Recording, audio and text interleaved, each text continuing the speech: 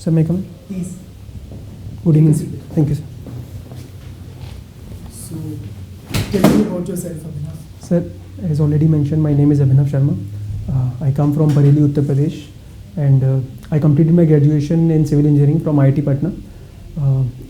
Recently, I have joined Indian Postal Services. My father serves in UP Police and my mother is a homemaker. Very well. So, where all have you spent substantial time in your life? Like, other than UP, have you also lived in other parts of the country? Sir, before the partition of UP, I was residing in Uttarakhand, and I resided there till around 10 years of my life. I was in Uttarakhand, and then 4 years in Bihar due to my education, and then most of the time in UP itself. Okay, and where in Uttarakhand? Sir, in Uttarakhand, there is a town called Kitcha near Rudrapur. So there I was living for around 10 years. And presently you are residing in Bareilly? Yes, sir. Uttar Pradesh, Bareilly. Very well. So, Abhinav, can you give me a sociological profile of Bareilly? Sure, sir. So may I take a few seconds for it? Please.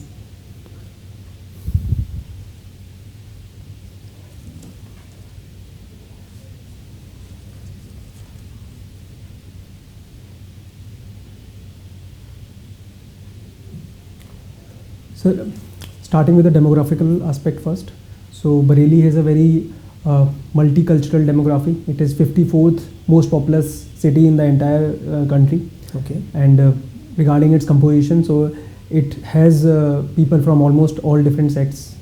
And then second, coming on to its history. So it has a very rich history and very diverse history, going as back as to the Panchal region in Mahabharata. So, and then in the Gupta period also it was very popular. So throughout the history it has been a very important position, Indian history and particularly in the Uttar Pradesh history. Then talking about the culture of Bareilly, it is very diverse. So talking specifically of the cuisines, Bareilly is very famous for its aloo tikki. It is all India famous. Then it has some unique festivals like Chaubari festival and Nariyal festival, which are specifically celebrated in Bareilly itself. There are architecture elements of Bareilly as well. So Bareilly has a blend of Victorian architecture from the colonial time as well as the Gupta era architecture. So right now these are its prominent. And the last thing about Bareilly is it stands on the various dimensions of Human Development Index, like not Human Development Index but in general human development, like in literacy, in sex ratio. So it is performing better than Uttar Pradesh as an average. So these are the... Very well. Yes, and what was the Bareilly movement? Yes, sir. So this was a movement which was led by Ahmad Raza Ali Khan. Okay. So he was a Sunni poet, Islamist and jurist philosopher. So he belonged to the Hanafi school of Sunni. There are 4 major schools. So he was from Hanafi school, and this was majorly a Islamist reform movement. And post-independence, it was not that much prominent, but it has its offshoots in other parts of the subcontinent as well, primarily in Pakistan and some parts in Bangladesh as well. So this is my knowledge about it. Okay. How would you describe the inter-community relations in the city? Sir, earlier Bareilly was very infamous for the frequent communal riots, but administration took right steps. From Bareilly division, Moradabad was separated out, and because most of the riots and most of the inter-community conflicts were in that region, so that to better control it. So since that step has been taken, now in current era, Bareilly is quite good in the inter-community relations, and it is very evident in the different activities in the entire city. I would like to quote a personal example, a very specific example. Bareilly has a mandir which is known as Chunne Miyan Ka Mandir. So okay. This is a mandir which has been constructed by one of the most famous philanthropists of Bareilly, who is a Muslim. So this itself shows the inter-community resilience in the city right now. And what are, in your view, the root causes of communal tensions that we see in several parts of the country, including in Bareilly historically? So there can be multiple factors for it, starting with the historicity. So as various sociologists, for example T.K. Oman, he specifically points out that historicity of any particular region is a crucial factor in determining the current social status.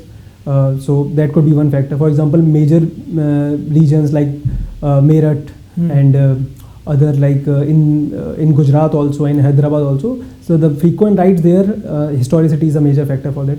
Other part would be limited cultural interaction between different communities. So most of the communities, the cultural exchange should be a bit more, but right now it is not up to that level. So due to that, there is a trust deficit between different communities, fear of deculturization. So this is also important factor. Then third would be political capital. Not political capital, but many a times local vested interests, they also try to manipulate the situation for their own agendas. So this could be also. And the last factor, which is from past few years, which has been more dominant, it has been law and administration failure. For example, in Bangladesh, in West Bengal, the Hanuman Jayanti riots, and in the recent Ram Navami violence also. In these cases, the lax attitude from the administration side has also been the major factor for this. Okay. Imagine if you were in charge of the police administration in a city and there's a communally sensitive situation which is arising. Say the religious processions of the two major communities, they are coinciding and possibly likely they want to take the same route. How would you handle the situation?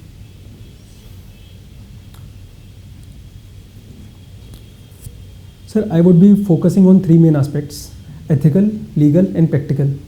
So talking of the ethical aspect first, ethical sensitization of the matter is very crucial there, because this is the religious sentiment. Indians are deeply religious people. So any kind of insensitivity by the administration in such matters can lead to further uproar. So that would be one aspect I will expect from my staff as well as from myself, to be ethically sensitive to the issue.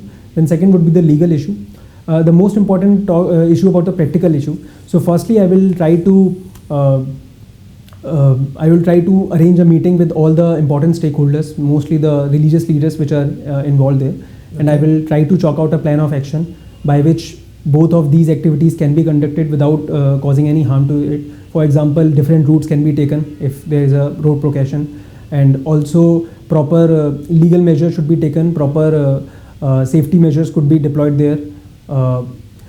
In case of, but still, if the parties, they are very reluctant, and if someone is deliberately trying to incite violence or create some nuisance, in such cases strong penal actions and strong actions should be taken. Otherwise, it can lead to a slippery slope in the entire in the future as well.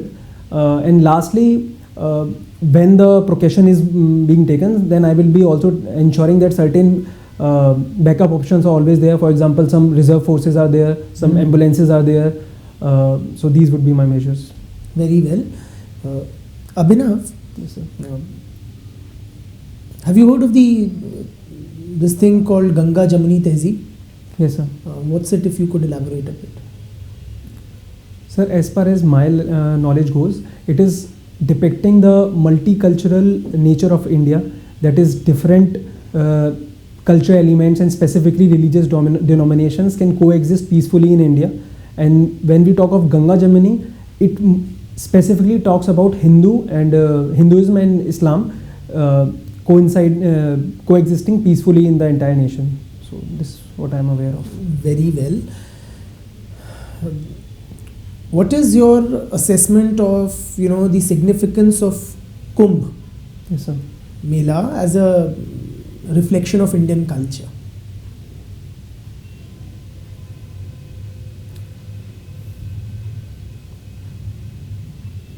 Sir, it has two major fronts on which it can be analyzed.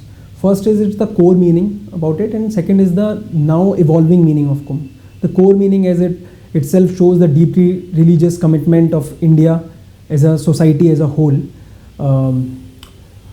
An important aspect important example I would like to quote here. Recently I went to my hometown, and there certain people from the Muslim communities as well, they are also planning to visit on Kumb. So this shows the inter-community relation is so much enriched in our country.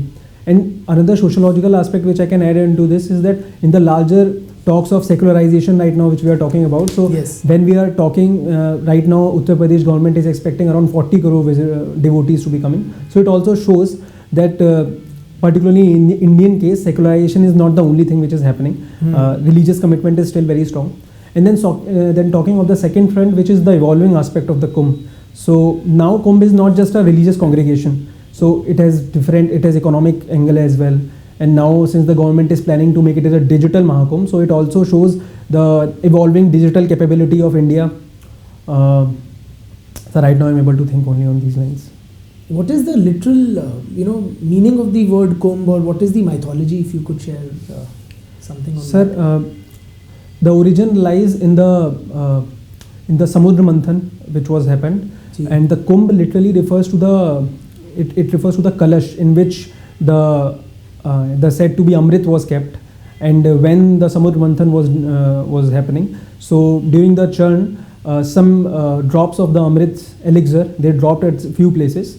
So it was said that in different lok, around 9 or 12 loks, it was dropped, and on Prithvi lok there were 4 places. So these are the places at which Kumbh happens, and these are Ujjain, Nasik, Haridwar, and Prayagraj. Very well. If you were a part of the administration, do you think crowd management is a particular challenge that we face in religious gatherings?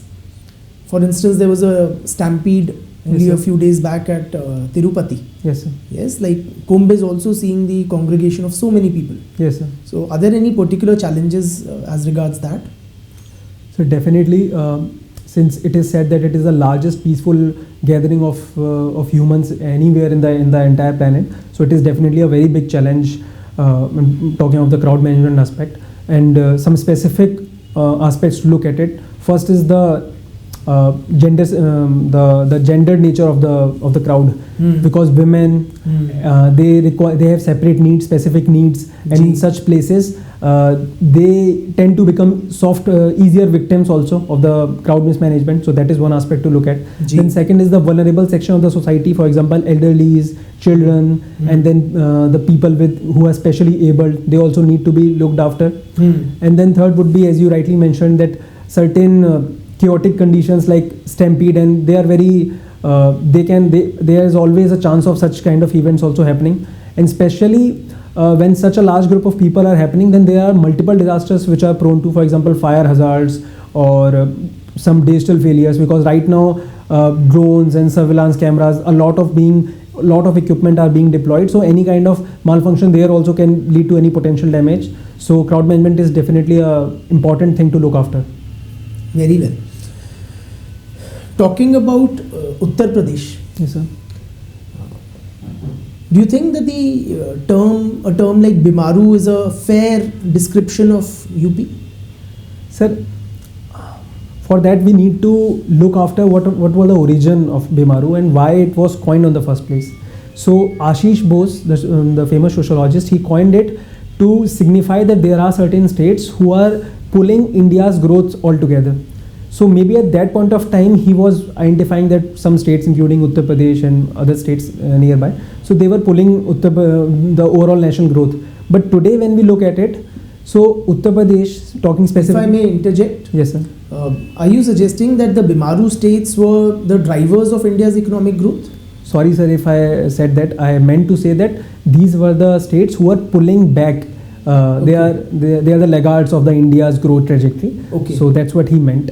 So, but today when we will see this on this parameter, Uttar Pradesh is not only obviously it is not a pushback for the India's growth, but as recently our Honorable Prime Minister also said that when India is the growth engine of the entire world, Uttar Pradesh is the growth engine of India. We have the largest demography and tourism potential, like we are seeing in Kumb, and in almost every other sector. We are the food bowl of the country. We are producing almost 24% of the food grain. So in Uttar Pradesh is not only pushing India, but it is also being a very accelerating engine to the overall Indian growth. And not only about Uttar Pradesh, the other states as well, like Rajasthan, like Odisha, all of these states are also doing decently good. So I would say now it's time to shed away this Bimaru word, and we can use the more neutral words like aspirational states could be the way forward. Very well. Do you think the carving out of Uttarakhand has benefited the region?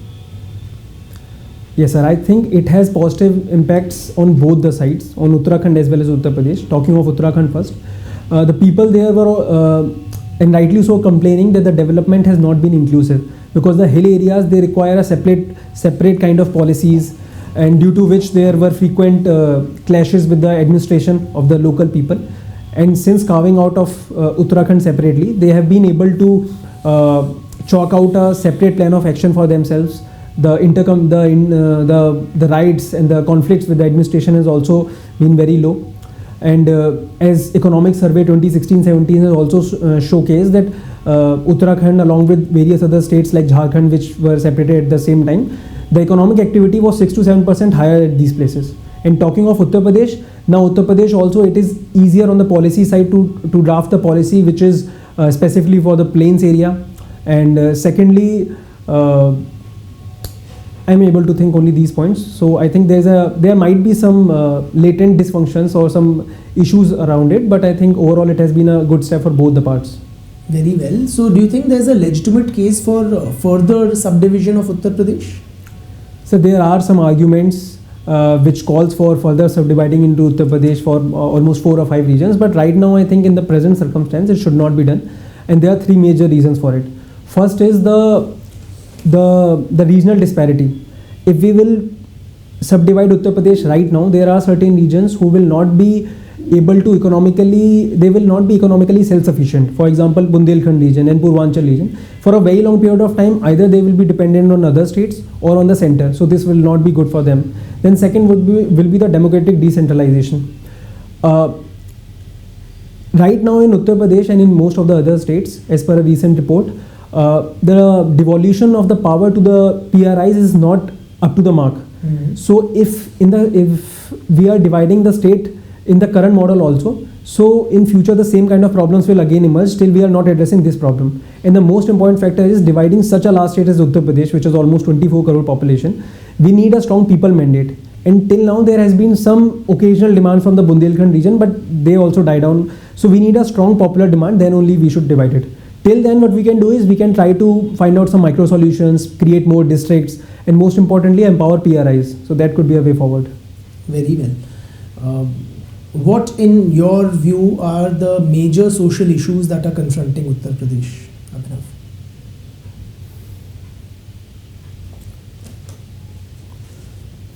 Sir, communalism used to be a very important factor, but now I think it has been very controlled, because NCRB also in its report found out that out of 378 communal rights, Uttar Pradesh had only 1. So I would not mention it.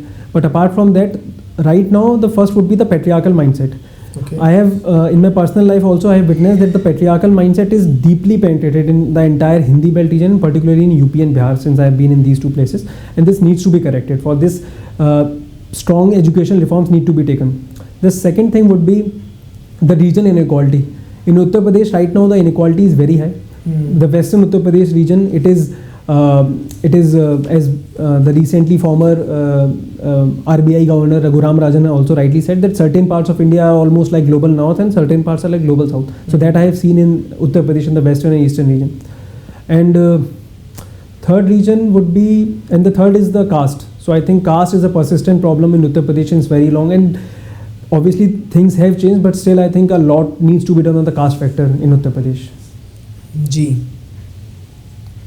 What do you make of this trend of the state promoting religious tourism, particularly in places like UP and Uttarakhand? Yes, sir. Is that a healthy trend, or how do you see it?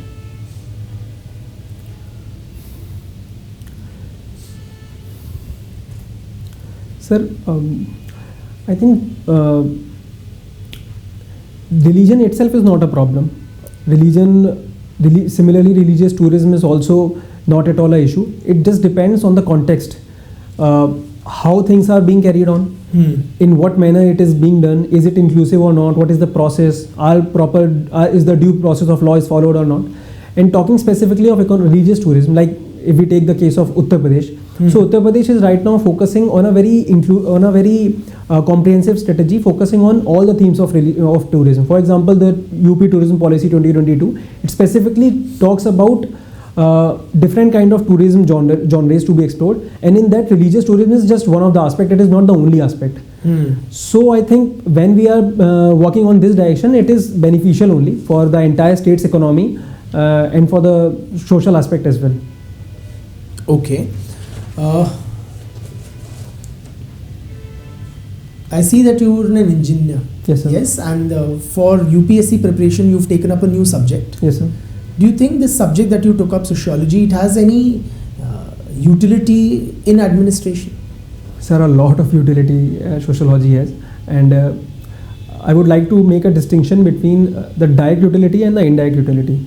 Indirect utility part is very easy because sociology in general, ultimately a task of a civil servant is to work at the core of society and to help the society to make it better. And sociology knowledge helps us in the general sensitization. So when a civil servant is sensitized about the social issues, so it will be reflected in all his work. So that is the maximum, that is the most important factor. And then talking of the direct utility, there are certain aspects of sociology which comes directly handy for a civil servant. For example, if I may quote regarding the administration work. So Elton Mayo conducted a study in which he talks about and how administration is carried out and how if the various elements of the department, if they feel that they are being heard, then their productivity is increased. So this can directly be used. Similarly, in the policing work, the broken window theory and the crowd psychology theory of sociology, this can also be directly utilized by any civil servant. Okay. So I think it has quite utility. Okay. Since you are from IIT Kanpur. IIT Patna, sir. IIT Patna. Which year was this established? Sir, 2008. 2000. So it's amongst the newer IITs. Yes, sir, second generation. Do you think the newer IITs are able to live up to the brand of IITs? Sir, it may sound biased, but I have proper data on this, and I think that till now, right now we have 23 IITs, and if we will draw a graph between the number of IITs and the quality of the brand of the IIT, then I would think that it is a negative U-shaped graph. So the quality will remain intact, or it can increase when we increase the number of IIT up to a certain point, but after then it can start decreasing. And till now, fortunately, we are on the sweet spot where the quality has not declined, rather it has increased. For example, recently there was a study which showed the research paper total published by IITs. It has doubled in post 2016, and the largely contribution coming from the newer IITs. Secondly, the curriculum adoption in the curriculum adoption in that IIT Hyderabad, also one of the new generation IIT. So it was the first IIT who adopted AI as a core curriculum. So after this has been followed by the older IITs as well. So this has also been a very good thing. And then third thing would be the newer IITs has also been, there was a study which was conducted by IIT Delhi which showed that after the coming up of the new IITs, it has helped not only directly to the students but also indirectly to the society around. For example, in the Utkarsh Bharat Abhiyan, almost every new IIT, they have adopted a village nearby in which they are directly helping to the people. In fact, if I were allowed to quote a case from IIT Patna itself, in IIT Patna almost 40% of the BTP projects which students do in their final year, they were directly to solve the problem of the local region. So this what are these DTP projects? So BTP, BTech projects. So these are the projects which every final year student has to complete. So in this, 40% of the students, they take projects which are directly revolving around solving a problem in the nearby region. So by this also, these new IITs are contributing to the society. Are the new IITs facing a sort of a challenge in attracting quality faculty? So that is always a factor. But I would say it is not only about new and old. This is one of the factors, but it is more about other factors also. For example, first is the location. Yes. Like IIT Guwahati is one of the oldest IIT, one of the old IIT, but still it is facing the same issue because people are reluctant to go there. Similarly, IIT Roorkee, it is one of the most renowned institute of the country, but there also due to the hilly region and due to the local factors, the people are also very reluctant to go there. And if we talk about IIT Hyderabad, it is the new generation IIT. But being in a metropolitan city, it has been able to attract a lot of investment and faculties. So I think a multitude of factors are responsible, not only the timeline of the IITs. Okay. And what do you think it's, what really distinguishes IITs from other engineering institutes? So there are structure as well as function.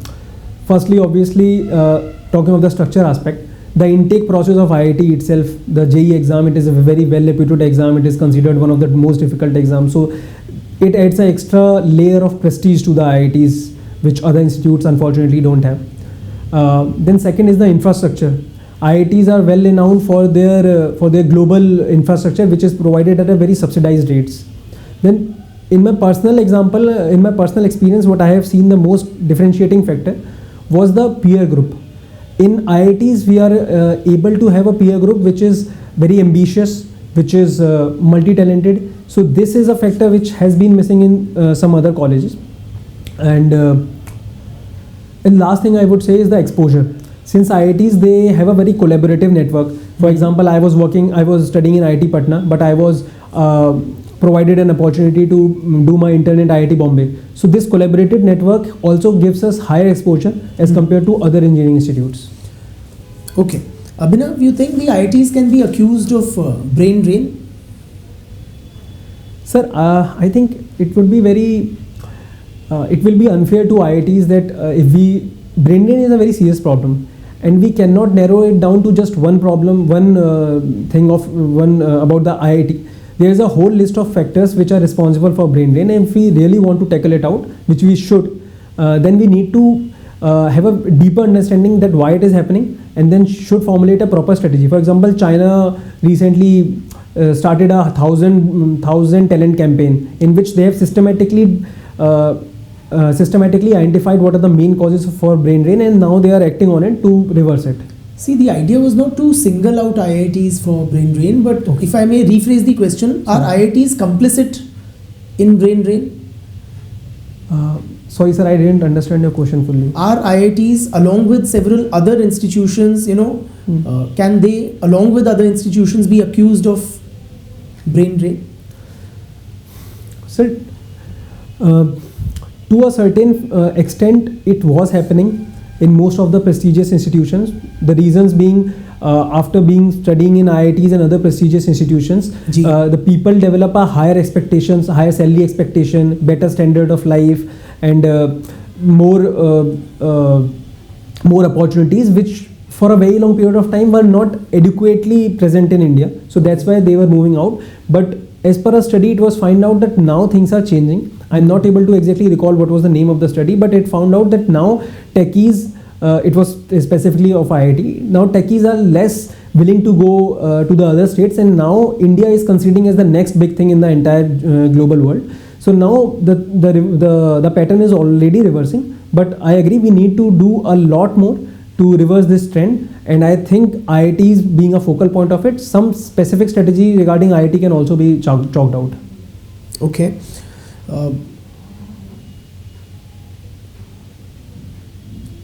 As a student of technology, tell me, how can technology be deployed to address or solve some major social issues? So may I take a few seconds, please?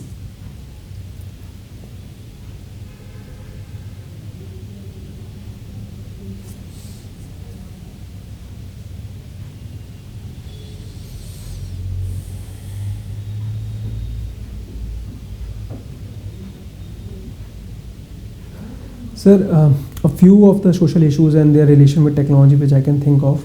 So first is the sanitation, and along with sanitation there are attached problems like manual scavenging, and it has a caste element itself also. So for this, a great example which was done by Kerala, in that there was a humanoid robot, the name of Bandicoot. So it was planned to eliminate all the manual scavenging, and which will have its positive actions on the caste as well. So this is one example. Then second would be again I would like to quote an example from Uttar Pradesh. So there were certain areas which were highly prone to gender-based crimes. So in such areas, AI-based cameras were installed, and these were proved to be very beneficial also. In fact, as per a study, in the rape cases in Noida decreased by 57%, and in Lucknow also the number was similar. I'm not able to recall the exact number. So AI-based camera could be another thing. Then, yes, sir. If I may ask you to repeat that, what are you suggesting? That rape cases Yes, decreased in Noida by 57% after installation of such AI-based cameras. After installation of AI-based cameras. Yes, and sir. how long back was this? So this was it was done under Mission Shakti program of Uttar Pradesh. So it was from 2020, so from 2020 to 2022 data. So 2 years data. Okay. So these two other things, and then apart from that, I guess the issue which comes from communalism, from the communal lights, is due to the limited cultural knowledge about different communities. So it can be solved by again by AI, by social media, if we curate it properly. But right now I'm able to think only on these points. Okay. You think social media can actually help stem communal riots, or is it playing, at least presently, an opposite kind of a role? Sir, social media in itself is not a problem. It depends how we are using it. And right now the biggest problem with social media is that there is no accountability. It is used by everyone, but accountability, we cannot hold anyone accountable, be it the big platforms, be it the regulators, or be it the people who are using. So as long as these problems persist, it will be very easy to spread such kind of lies. At the same time, there is some faction of in the social media itself, they are dedicated channels who are spreading just positive news only. For example, in my feed, because social media, particularly talking of Instagram and Facebook, they work on an echo chamber effect. What kind of content you are consuming, it starts giving you same content. Yes. So once you start liking and subscribing to such content which is spreading positive news, then your feed will be filled by just these kind of posts only. So ultimately it depends us how we are using it. It can be a good factor also. Okay. Tell me, in the IITs, is there somewhat of a neglect of social sciences? Sir, in my personal experiences, what I have seen that since IITs, they were created as an institution of technology, despite that IITs are giving due weightage to social sciences as well. For example, in our IIT itself, and in fact most of the IIT, there is a separate department for HSS, that is humanities sciences. And in every semester there are certain electives also which are given to students, in which there are optional subjects, in which there are humanities subjects as well.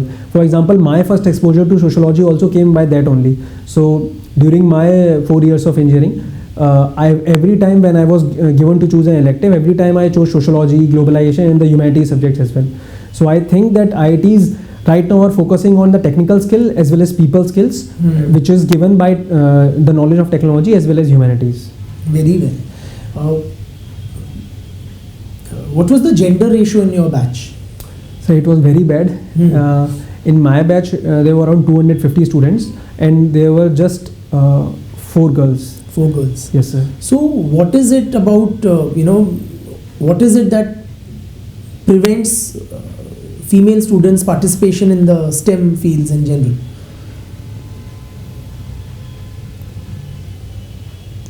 So right now, we have like earlier the case was different, but if I were to talk of current India, right now the situation has very much improved. In, for example, in STEM graduates, right now we have 43% women, girls in STEM as STEM graduates, which is even higher than North America and comparable to Europe. But the problem comes, it is known as leaky pipeline phenomena. We have sufficient number of girls in the graduates. It's called leaky pipeline phenomena. Yes. So we have sufficient number of girls as graduates in STEM subjects, but when it comes to translating into the work field, so there we have just 14% of our total STEM work field is just women. So the problem lies in the translation, not in just the graduation, in the induction part. But if I were to come back to your question, that the main reasons why for this less induction, then first would be definitely the patriarchal mindset that since childhood we always hear that the STEM and these are more difficult and these are more suitable for boys, and humanities subjects are more suitable to girls, and medical is one field in which girls can go. So this is the mindset problem. Then second would be stemming from these only, the scarcity of resources, because such kind of fields, they are more competitive and the opportunities are very less. So for that people require additional training, additional coaching. For example, Kota, Delhi, they are education hubs. But parents are very reluctant to send their girl child to these places. They are more favorable in sending their boys because of the different like patrilineal system and other sociological factors. And third would be, as it is said, a self-fulfilling prophecy. For so long we are keep telling our girls around that you can't do maths, and STEM is not for you, that now a very large fraction have started believing that math is difficult and they cannot do it. At least that's what I have seen and asked from my fellow female friends. So this is also one of the major issues, that is psychological inhibitions which have systematically been carved out in their brain. So this is also need to be changed. Very well. Abhinav, what's your sense? Is there caste discrimination in engineering colleges, including the IITs? So honestly speaking, earlier I was very, I don't know whether to use the word naive or blind, but I guess fortunately enough, I was, because of my own privilege, in my 4 years I never felt that there is any sort of caste-based discrimination in our college. But after coming out of my college, I talked to some of my friends, and then I realized there is unfortunately a systematic discrimination against, which is very covert. That's why maybe I was not able to see it, but it is happening in almost every education institutions, including IIT. I talked to some of my friends and who shared that many of the incidents. The problem is that many a times people are very ignorant about it. People are not deliberately trying to be casteist, but it is just that it has been imbibed in them so deeply that they are not aware that they are being casteist, but they are. So this has been an issue, and later on I found out that various sociological studies, and for example the recent Darshan Solanki case of IIT Bombay also, so it shows that there has been caste discrimination along with gender discrimination also in the prestigious institutions like IIT. You mentioned some covert yes, sir. ways in which caste discrimination takes place. Yes, sir. Could you elaborate on that? Like, sir, people don't directly ask what is your caste. They ask what is your rank, because and based on the rank they try to identify that are you from general category, OBC category or SC/ST category. Then similarly in the room allocation process also. So people, for example, if I were to share my own example, the first when I entered in my room, the first day when I entered, so my roommate's father was there, and the first question he asked me, what is your caste? So this is also one thing. So in these manners there are certain and there were some, because it was not too covert, was it? So that was not covert because it was coming from his parents' side, but same kind of inhibitions are in the mindset of the students as well. So I think in these ways it operates. Okay. These entrance exams, when students prepare for them, yes, sir. Several instances we hear of student suicides. Yes, sir. Yes, in cities like Kota in Rajasthan. Yes, sir. Can you please give me a sociological analysis of student suicides in places like Kota in the context of competitive exams? So may I take a few seconds for it?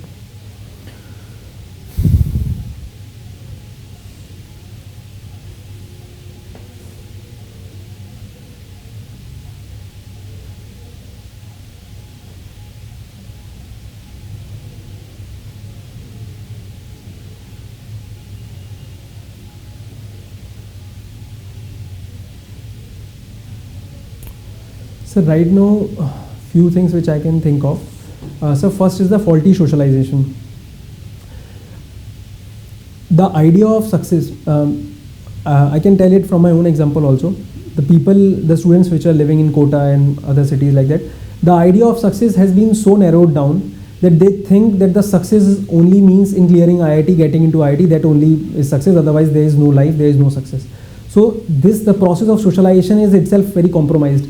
And this faulty socialization leads to such kind of negative effects which manifest as suicides as well. Then second would be the role of a family as an institution. So rather than being absorbent of the pressure which is building there, many a time family expectations can also add up to the pressure which is there. For example, recently when a girl committed suicide, in her whole letter she was just explaining how she has failed her family. So this shows another thing. Then third would be taking Merton's theories. So the latent dysfunctions of the latent consequences of the education system, the institutional apathy, and overall the lack of opportunity. So this has also lead to the problem of suicide in the current generation.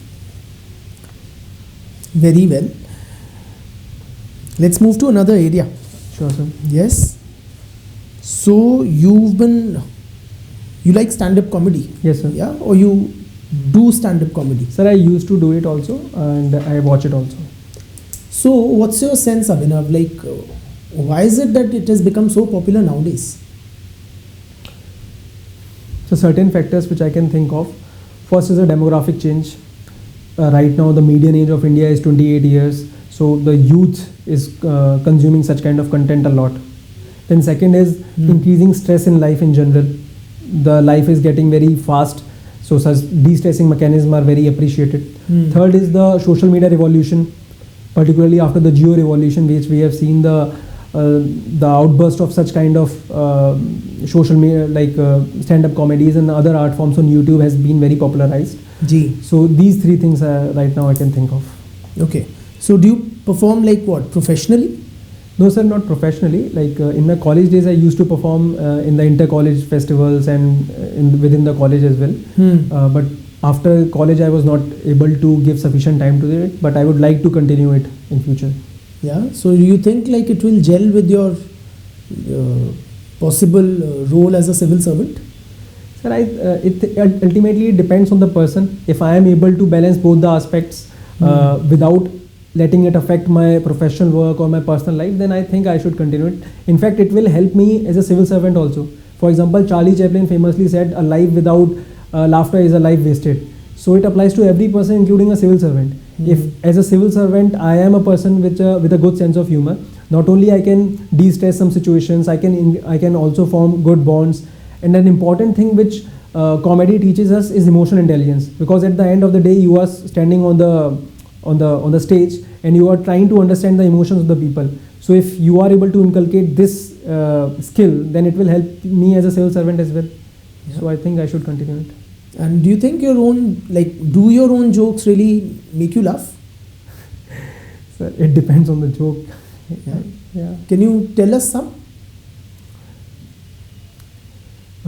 I want to, if I understood you correctly, I have to narrate a joke. Yes, like some stand-up comedy. Sure, sir. So I can think of one joke right now. If you would allow me, I can say. Please. So can I use Hindi? Yes, absolutely. So एक बार एक US politician, एक Chinese politician और एक Indian politician, ये तीन लोग मर जाते हैं and then they go straight to Chitragupta.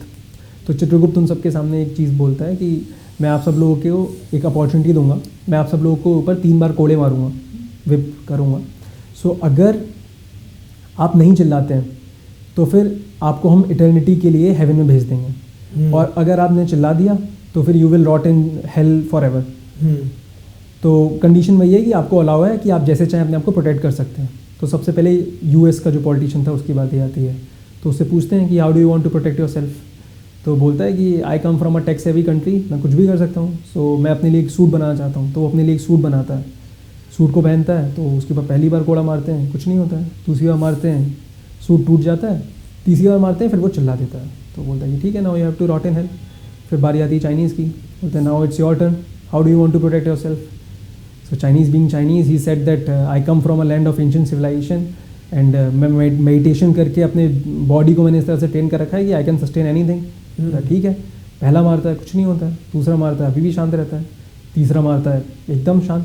बोलता है इम्प्रेसिव, ठीक है अब चलो तुम्हें फॉरएवर हेवन में लेके चलते हैं. बट चाइनीज़ तो उसने बोला कि but wait a second, I want to see that how this Indian guy is gonna do. तो वहीं खड़ा हो जाता है, बोलता है कि मैं इसे देखूंगा. फिर इंडियन से पूछते हैं कि तुम कैसे बचाओगे अपने आप. वो चाइनीज़ की तरफ इशारा करता है, कहता है इससे. तो वो चाइनीज़ को अपने ऊपर रख लेता है और वो भी बच जाता है. So very well, thank you. Do you think that jokes are, a kind of social commentary also? Definitely, sir. Jokes are ultimately what an artist, not only just a stand-up comic. In fact, most of the artists, be it a poet, be it any street artist, so most of the time what they are doing is they are just visualizing the society. They are trying to see what is visible but maybe unseen for others. And then they are trying to find an element there which is not visible to others. and then they are portraying it in their own art form. For example, a stand-up comic could make a joke out of it, a poet could make a poetry out of it, and that ultimately amuses people. So it is for sure a social commentary. Okay. And are there any red lines in stand-up comedy which should not be crossed? So definitely, stand-up comedy, or be it any art form, it is deeply rooted in any society. And society for sure has certain sacred areas and certain profane areas, and there is a red line in every society. There are certain do's and don'ts, otherwise a society would collapse. For example, talking of American society, so there racism is a very big no. So their jokes on black people, they are not very well appreciated and encouraged, and a guy can be cancelled for all these. Similarly, in India, religion is one factor, so there you need to be sensitive enough. So similarly, it depends on society to society, because every society has their own nuances. So based on that, a person should strive a balance between their artistic freedom as well as the freedom of speech which they have. For example, even our constitution also provides that the freedom of speech is not absolute. There can be reasonable restrictions, and it should be on the artist as well, because they don't have just extra power, they also have extra responsibility towards society. And so how do we distinguish between, what is funny and what is offensive? Sir, I guess that's the point. We don't need to distinguish that what is funny and what is offensive. It has a call which everyone should need to make by themselves. And for this, a structured response should be there. Every stakeholder needs to do their own part. For example, starting with the administration first. So the constitution clearly, as I earlier mentioned, in Article 19 it provides freedom of speech, but there are certain restrictions on public decency, morality. So if any artist or as any stand-up comic is breaching that, then action should be taken. And similarly, the accountability also lies on the stand-up comic. Ultimately, an artist should be true to his own art form. He should be aware of his own. He should be aware of his audience he is serving to, and based on that, he should be making the choice. Thirdly, the accountability lies on the event organizers of such kind of things. So they should also make sure that there are certain SOPs which needs to be followed. And lastly, the responsibility lies on us as an audience. So for example, many a times we have seen that female comics, they are not appreciated much. Not only appreciated, that derogatory remarks are passed from audience only. Okay. So that is a point where we as an audience need to be sensitive more. So I think if every stakeholder plays their part well, then there is no need to come at a table and then list out that where we need to laugh and where we not. Okay. The administration in some cases, they had jailed some stand-up comics. Yes, sir. What do you make of such actions? Was it appropriate on the part of the administration to do so? Sir, I think we cannot analyze this thing on a very blanket level. It depends on case-to-case basis.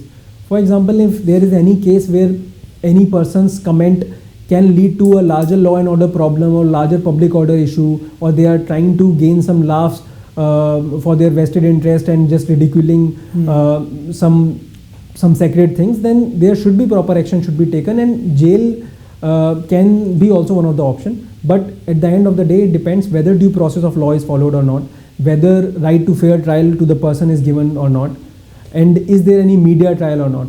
So these are the few things which need to be mentioned. In the case of that Munawar Farooqi, yes, sir, was it justified, you would say? Sir, since I was not able to see that video entirely, but as far as I have read in the various newspaper reports, so he made certain comments on Hindu religious gods. So based on that, he was charged under the appropriate cases. But at the same time, we should also see that he was given a fair right to appeal, and he was able to not only challenge the case which was filed against him, and he ultimately won also. So as long as we have a fair judicial system, we have a institutionalized system where any person can present his point, so there is no issue in law and order and administration taking their part and rest stakeholders doing their own action. Okay. Since you were also in street plays, yes, you used to perform street plays. Yes, sir. How are they different from stage plays, if at all? Yes, sir. So there is a lot of difference. Firstly, like the structure of the street play itself is different and the function is also different. Like if I were to talk about the function first, the function of the street play is to create awareness and sensitivity, while of the stage play it is more about entertainment. So this is a very important difference. Now talking of the structure aspect, in street play, art goes out to the public. Art goes out to the public, and in stage play, public goes to the art. There are ticketed events. It is in a closed atmosphere, and proper rehearsals are done. Loud amount of props, and most important focus is on acting. But in street play, the focus is not on acting. The focus is on message. The props are very limited. It is done in open air. There is no ticket because it is done to make sure that it should not be narrowed down just to the elite section of the society. So in these aspects, these are very different. Can you think of any campaigns, movements in India which have used street plays to communicate their message? Sir, in every phase of Indian history, street plays have been used by the masses to communicate their message. And if I were to quote the most recent things, even for example, in the COVID times, government itself, earlier government has in the Ministry of Information and Broadcasting, there was a separate cell which used to utilize these street plays and other street arts to communicate the message. For example, in the COVID times, the COVID to generate the awareness about the use of the vaccine, the government itself utilized various street plays. And in the earlier times also, for example, in 1980s, there was a very famous street play around which was named Om Swaha. So it was to create the sensitivity about the rising dowry death cases. Similarly, in late 1970s, when the Mathura rape case was happened, then also throughout India there were certain street plays which were conducted. And in 1970s, the communist revolutionaries and the working class people, the leftist ideology, they also utilized street plays. For example, Utpal Dutt and Safdar Hashmi, they were also prominent figures in these kind of messages. Very well. Tell me, Abhinav, you were the cultural secretary, you mentioned. Yes, sir. Yeah. What would you say are the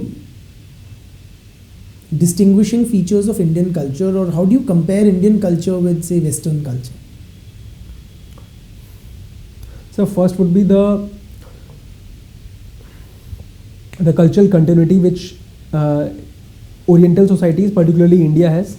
It is not that much in West. For example, as famously said, यूनानो मिस्र रोम सब मिट गए जहाँ से अब तक मगर है बाकी नामो निशा हमारा. तो Indian culture has a continuity. Then second thing is what elements of culture are we talking about? For example, in India, the non-material aspects of culture are more important as compared to West. Their material aspects of culture is more important. And then third thing would be India is a multicultural society where there is a cultural pluralism, but in West there is a cultural syncretism.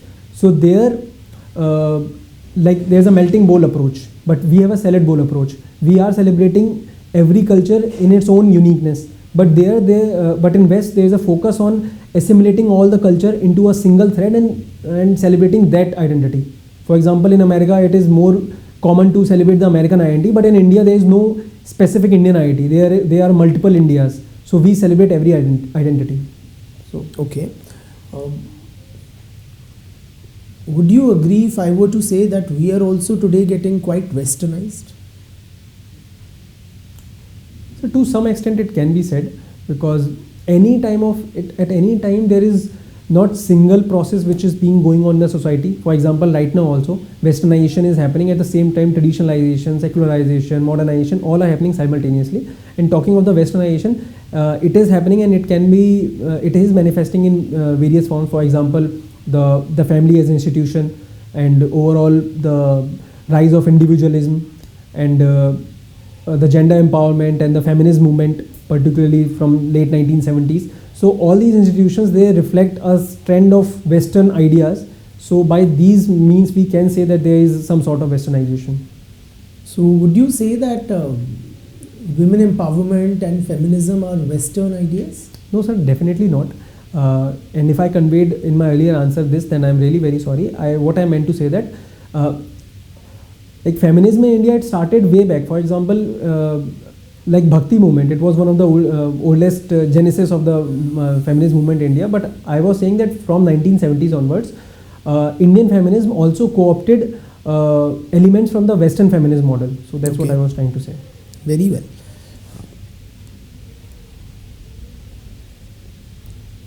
Would you say there is a cultural divide between the North and the South? Sir, India is famous for its such a huge spectrum of culture that we cannot segregate that this is North Indian culture, this is South Indian. For example, I stayed in Uttar Pradesh, Uttarakhand and Bihar. Even in these three states also, since my memory in Uttarakhand, I was very young, so I was not very much aware. But in Uttar Pradesh and Bihar also, the so-called North India, these two places also have very different cultures. So I would not say that just it is North versus South or Northeast versus West. It is in every part of India. The culture is very different and very unique to every community. So by that measure, we can say that we have different kinds of culture coexisting together. So tell me, Abhinav, like how do we bridge the cultural gap, so to say, between different regions or different peoples? Sir, we need proper comprehensive strategy for it. Firstly, we need to start with mapping down we need to try this. Obviously, it will be a very mammoth exercise, but we need to map down the entire culture of India. For example, many culture elements, particularly tribal cultures and Northeast, and they have become very vulnerable, and they are becoming extinct. So, firstly, we need to map down all the culture. Then, secondly, we need to create a proper institutions on the lines of like we can create National Culture Commission as a nodal agency which can coordinate all the cultural exchanges. Then third, which I personally saw in my IIT years, so government has started a program called Ek Bharat Shresth Bharat. So in these kind of programs, what government is doing, the people from different states, the students from different states, they are asked to study different states' culture. So this was a very enriching experience even for me. So in that experience, I even learned a few words of Telugu and about different religious activities of Bihar. So this was very enriching experience for myself as well. Then fourth would be educational reforms. Culture should, right now what we are seeing, India is seeing a problem of culture haves and culture have-nots, because most of the people, they are not aware of their own culture, and certain people, they claim to know everything about their culture, due to which there is being some sort of asymmetry between the knowledge of culture. So we need to solve that also. For that, proper education reforms. For example, even the new education policy 2020 also talks about this. So I guess this could also be a way forward by which we can bridge the difference. Very well. What do you understand by cultural lag, if you could tell us briefly? Sir, a culture has two aspects, material and non-material. So cultural lag refers to the phenomena when the changes in material aspects of culture are at a faster pace as compared to non-material aspect. For example, the knowledge of contraceptives has almost become universal, but still the usage of contraceptives has not become universal. So this shows that there is a material existing, but still people are not subscribing to it because of their previous held ideologies and ideas. So this can be an example of culture lag. Okay. What do you understand by cultural appropriation? Sir, I have very limited knowledge on this. I have just heard about this. So if you would allow me, I can just take an educated guess. Please. So I have heard this concept in the context of that it has been mostly used in the Western societies. So when a person is inculcating or is using some cultural elements to which he not belong originally, like he's taking elements of some other culture, and at that time this word is being used. It refers to making sure that that the person's culture, the other culture to which he is taking elements from is not looked down upon or something like that. But I think I need to study more on this. I'm sorry. Have you heard of counterculture? Sir, again I have limited information on this. If you would allow, I can answer this. So counterculture, since culture exists very uniquely in a society which is shared by a community. So when within a community, certain group of people, they start imbibing some cultural traits which are not only different but they are antithetical to the prevailing traits, then this could be defined as a counterculture. For example, hippies culture is for a very long period of time is seen as a counterculture because most of their practices, they are in direct opposition to the existing practices. So this is very well. What does the term cultural universals mean to you? Cultural universals. Sir, again, I am not aware about it, but if you would allow me, I can take a guess based on the etymology of this. Okay. So maybe it refers to certain cultural elements which are present everywhere and they are not specific to any one particular section or community. Can you think of any? Like, sir, India itself, India has a very diverse cultural spectrum, but here also there are certain elements which are universal to the whole India. For example, joint family as an institution, from north, south, northeast, everywhere it is present. Similarly, patriarchy as in some form of manifestation is also present. Then importance to the extended kin members and food practices, they are also some sort of common. So these are the elements which I can think. Very well. Abhinav, whom would you say is your favorite sociologist? Sir, in Indian sociology it would be M.N. Srinivas, and in Western sociology it would be R.K. Merton. Okay. So can you list some of the more popular books authored by Mr. Srinivas? Sure, sir.